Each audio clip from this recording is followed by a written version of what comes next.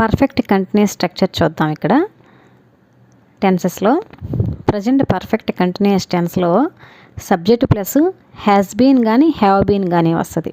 అంటే సింగులర్ అయితే has been, plural అయితే హ్యావ్ బీన్ వస్తుంది. Plus V1 plus ING plus object. Next past perfect continuous tense, దీంట్లో subject plus had been వస్తుంది. Plus V1 plus ING plus object.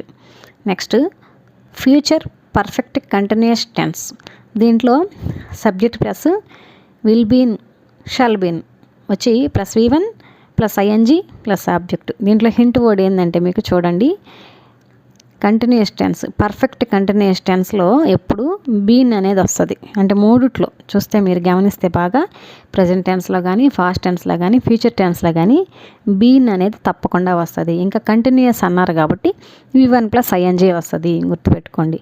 Next వీడియోలో మనం